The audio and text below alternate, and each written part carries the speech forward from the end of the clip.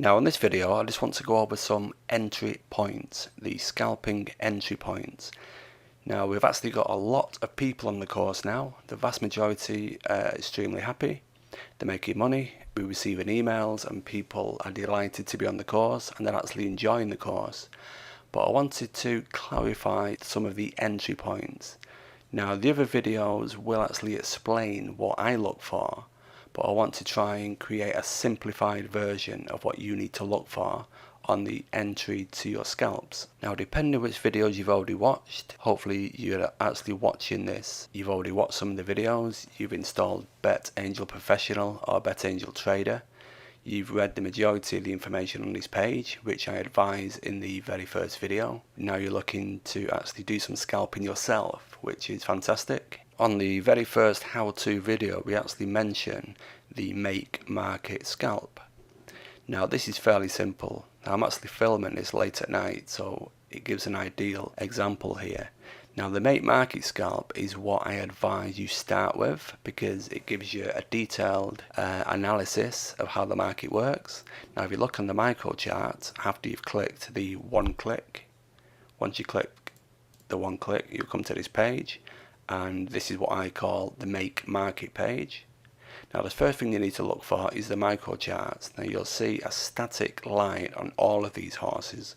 That's because it's late at night and obviously nobody's trading late at night. If for example this was 30 minutes before the start of the race, then what you need to look for is ideally a static line.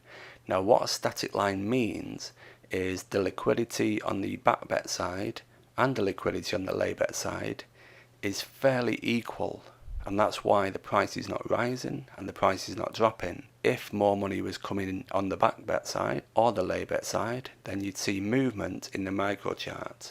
As you can see on my cursor, there's no movement, it's a static line. Now this means that this is ideal. This is an ideal situation for a make market scalp, and the way you would do that is obviously click make market. And once you actually click make market, you'll place one trade on the back bet and one trade on the lay bet. And the idea is, because it's a static line, the liquidity is being entered on the back bet and the lay bet pretty much equal measure. So when your trade and your scalp goes on the back bet and the lay bet, then it's going to gradually get eaten away. The market is going to reduce, and depending where your scalps are in the liquidity queue, your scalps will also get taken, because the price is not rising, the price is not dropping. So because you've placed your money on these price points, it will get taken. It has to get taken because the price is not rising, it's not going anywhere. And that's the whole idea of a one tick profit on the make market. So the make market is ideally for a static line. So the price is not moving, so you're looking to make one profit on either side, one on the lay bet and one on the back bet. Now if I look on the ladder, then one trade will go on the back bet, one trade will go on the lay bet side. And because the price is not erratic, it's not moving anywhere basically, then the liquidity that you've placed, i.e. the money you've placed, those price points will gradually get eaten away. And once it gets eaten away, once your bets get taken on both sides, you will make a 1 point profit. As you can see on the micro chart, it's not moving. So if this was 5, 10, 15, 20 minutes before the start of the race, you would place a make market if it's a static line, and the idea is you'll make a 1 point tick, a 1 point profit on either side of the lay and the back bet. That's one entry point you need to look for, which is a static line on the micro chart. Now one of the other entry points I look for is, for example, on the other videos I mentioned that we're looking at backing and laying, scalping the actual favourite, and the reason being is that the bulk of the liquidity comes on the favourite horse. It always has, it always will. So we're looking at scalping and taking advantage of this liquidity. Liquidity equals money. So people placing bets on the back bet, people placing lay bets as well for the horse to lose. So we're looking at taking advantage of both sides of the equation. Now one of the entry points I look for is on the favourite. I always look at the charts. For example, if I bring this chart in here, you will see the price started about 3.5, you can see that, and it's actually drifted up, it's steamed down, it's drifted up to 5, and then it's actually steamed down and it's drifting up again. Now what I look for in the favourites is that if the price has started much lower and it's actually drifted up, for example, if you look at this point here at 5.0, if this was 5-10 minutes before the start of the race, with this being the favourite, I would look at this price steaming down.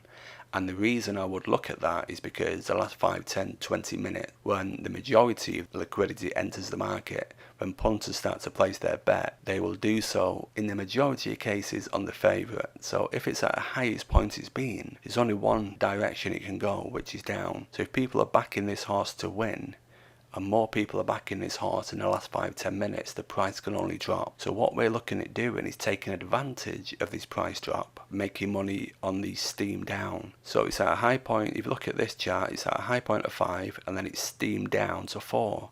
You can see that that's one price point. So what I would have done is took advantage at this point and waited for the price to drop. As soon as the price started to drop, I will have jumped in with the back bet, and then I would have actually made the profit on the lay side once the price continued to drop. So let's say, for example, it reached a point of 5.0, which it did. As soon as it reached, say, 4.8, I will have looked at placing the back bet, and then maybe it reached 4.6 or 4.5, then I would have placed the lay bet and I would have made the profit in between those two price points. So what we're doing is actually riding the current of the downward trend, because chances are, with it being the favourite, once it's reached the highest point and then started to turn the opposite direction, then chances are it is going to steam down. And in my experience, 9 times out of 10 that happen. And let's say it doesn't happen. Let's say that 1 out of 10 chance it carries on. Let's say it starts to drop and then carries on going up. That's when you need to introduce your stop losses and see how much of a loss you're prepared to take.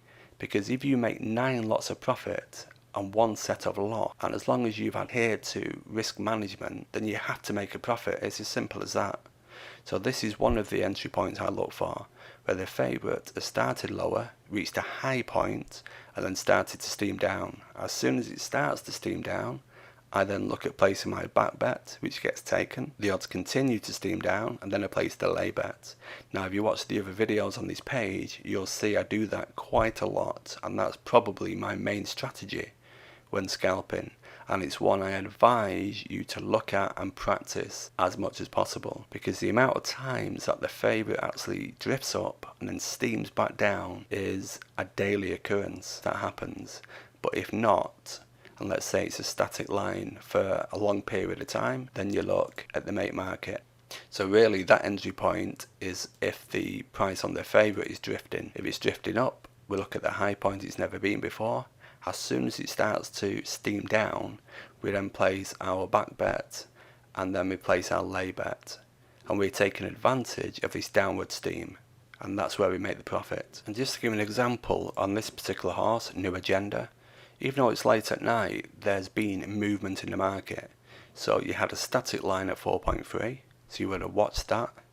Maybe you may have placed a make market trade whilst this was happening, but as soon as the horse started and the price started to drift, you see it went from 4.3 to 4.5 and then maybe 4.6, and that reached a high point, and then it actually steamed down. So if I was trading this horse, I will have noticed this high point, and then I'd have been watching the liquidity on the lay side reducing. As soon as that liquidity on the lay side reduces, it means the price is about to steam down. And once that started to happen, I maybe would have placed the trade at 4.5. I will have placed the lay trade at maybe 4.4, and that's where I will have made the profit. So always be looking at the candle charts and always looking at the previous positions. On this candle chart, I've zoomed all the way in. So I can see it started at 4.3. So if this was 20 minutes before the race, and let's say the bulk of the activity had not started yet, the line, as you can see, is static. So this is ideal for the make market scalp. But as soon as it started to drift up, you will have noticed this on the candle chart. You will obviously notice this is the highest point it's been. So at this stage, what I would be doing and what you should be doing is watching the lay liquidity. And as soon as it starts to reduce and starts to be forced down, that's when you place your back bet, and then you're actually riding the price down. So if this, for example, 4.5 is at 4.5 there, so let's say it reached 4.4, and then it reached 4.5, and then it reached 4.6, which it did. So at 4.6 here, I will have been watching the liquidity on the lay side to reduce, which means the back bet liquidity is forcing the price down. So as soon as the money starts to reduce on the lay side, I will have placed the opposing bet on the back bet, which will have got taken. The price will have continued to drop and steam down, which it did. So maybe then at 4.4, I will have placed the lay trade, and the profit will have been made between those two price points. So that's one entry point I always look for, because the amount of time a horse drifts up and then steams back down it happens, I would say, almost every race. It just does, and you need to look for this. It's an ideal trigger point, and it's the perfect entry point. Now, if for example you've loaded BetAngel Professional or Trader, you've loaded the software and you've clicked on the first race of today, or the second race, or the third race, and you've loaded the candle chart, and let's say for example the price is in 4.4 once you're looking at the race, so you can already see that there was a static line. You can already see that the price rose to 4.6, but now it's at 4.4. What would you do then? Personally, I would wait for the price to drop to a pressure point, which is 4.3, which is where it was previously, and as soon as then it starts to rise again, I would follow the liquidity and see how far it gets. I wouldn't ride the upward trend. I know some scalpers do, but I don't, because that means you're actually having the lay bet taken first, which I think is quite dangerous in scalping. So I always try to get the back bet taken first, and the way to do that is to wait until the price has reached its high point and started to drop. So if you started the race and the price was 4.4 personally, and you can see it's been at a previous high point, I would wait until the price starts to drift up again. I would see how high it gets, and as soon as it turns the corner and starts coming back down again, that is the time I would place the back bet and then ride the steam all the way down. Now what you don't want to do in scalping is try and get too greedy.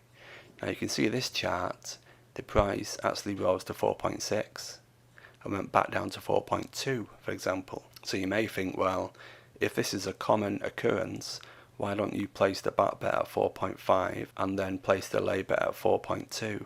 The problem with that, it's what I would call taking quite a gamble.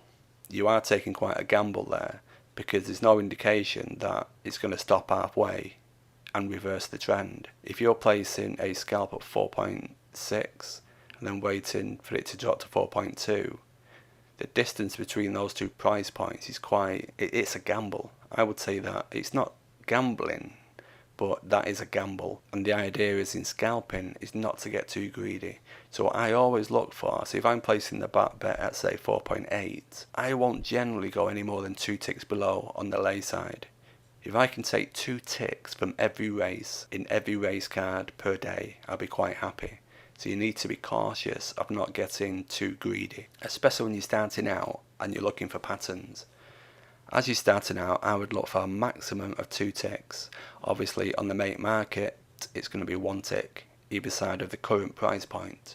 But when you're looking at trends, drifting and steaming, I would keep it to a maximum of 2 ticks, especially as you're starting out. And as you gain more experience, then you can actually change the price points and maybe look for 3, 4, 5 ticks. But at this stage, I would keep it to 2 ticks. Now something else I look for, let's say for example you put the race on, you've loaded the software, and this was the first race of the day, 1 o'clock Kempton, 7th of November. And let's say you loaded the software and the price was at 4.2. It was at the lowest point it's been. And you think, well, what do you do now? On this example, it didn't stay static. There was quite a bit of movement. If I just zoom in, you'll get a better idea of what actually happened. If you loaded the race at 4.2, and obviously it's the lowest point that price has been for that particular horse, then if there's no static market, I would wait for the price to rise. What you need in scalping and what you need in trading, you need as much control as possible. So I would wait. If the price, you'll see on some of the videos I've said, I'm not going to jump in here because the price has bottomed out. And when I say bottomed out, I mean it's the lowest price point this particular horse has been, this favourite has been. So I'm not going to jump in because it could continue to steam down. And in scalping, what we're looking for is trends. We're looking for trending price points. We're looking for movement. And that's the whole basis of scalping. We're taking advantage of a moving price. And we're actually predicting the price to move and predicting the price to drop.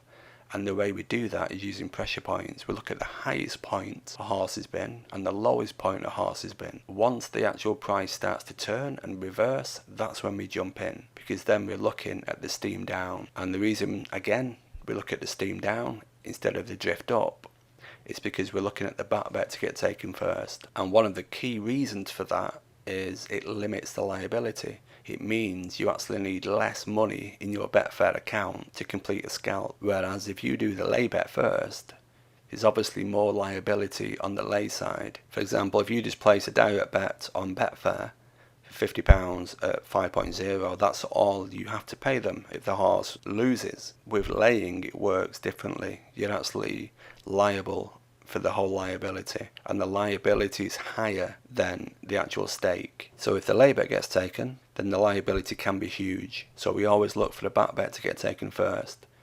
So that's a key reason why I always look for the downward trend rather than the upward trend. I know some scalpers do both, and they look for the upward and downward trends, but I think safety wise, working on a downward trend premise is always best, and it's safer. I feel it gives you more control. Now there's obviously many more facets to scalping than just the 2 entry points I've mentioned, but I think at this stage you need to master these 2 entry points, and if you do that, then good money can be made. Now if I click this chart, for example, there's obviously scalping in a more detailed level.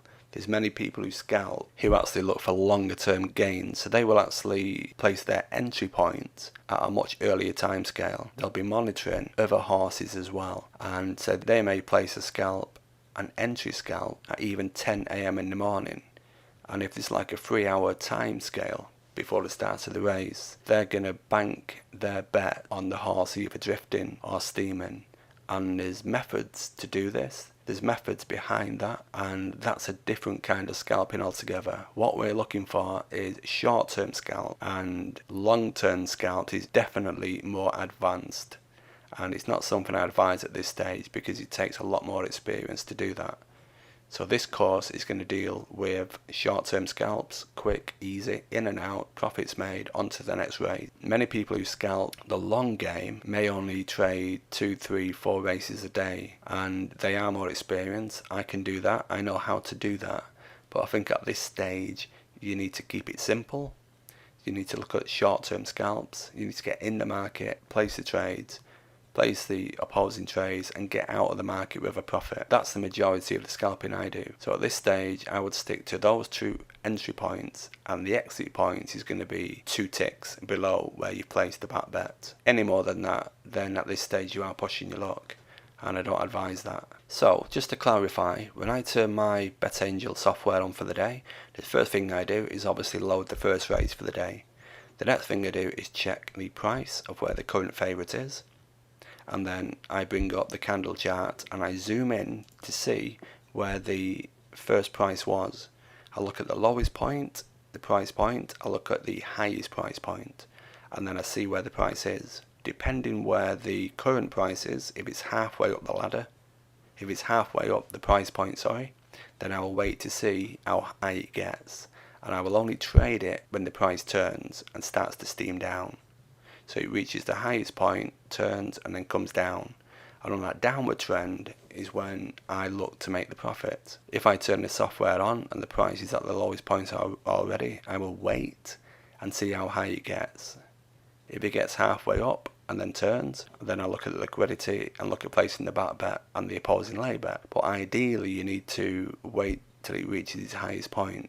Sometimes it will continue, but just watch the liquidity on the lay side, and you're watching for the liquidity to reduce, and as soon as that happens, then you place the back bet. You're going to ride the downward trend, so you place the back bet and then you place the lay bet 2 ticks below, and that's generally how you make the profit. If you place the back bet and the price reverses and starts going up again, then you need to adhere to risk management and place the stop losses. You need to see how much profit potentially you made for the day. If you've made £10 for the day, then maybe you're going to risk £2 on a stop loss. So if you trade, let's say you traded 10 races for the day, if 8 of them continued the downward trend and you made the profit quite easily, and then 2 of them actually started a downward trend and then reversed and went against you, then you need to decide where your stop loss needs to be. So in that situation, you would actually make 8 lots of profit and 2 lots of loss. But over time, you will be able to preempt and analyze the markets in a lot more detail. You'll get familiar with how the markets are reacting to liquidity. So even though the price can go against you, experience will tell you not to jump in too quickly with the stop losses, because sometimes you need to allow the scalp and the trades, you need to allow them to breathe. A lot of traders will actually jump in too quickly and place a stop loss and get out of the market just as the price is about to go in their favor. That happens so often that many traders actually lose money, and there's a lot of people who are learning how to scalp and learning how to trade, but they are so scared of losing money that they exit the trade far too early, and that's the biggest mistake I see. But at this stage, if you're working on the downward trend situation, then that shouldn't really be a problem. If on 10 races, 2 of them or 3 of them go against you, then look at the stop loss and implement that. And even if you make a loss, then on the next trade, you can recoup that profit. Never be afraid of making a loss, but you need to control the loss, and the way to control the loss is using stop losses. So at this stage, I would focus on the make market. And if you look at this particular horse, you can see it's been fairly erratic and now it's become static again.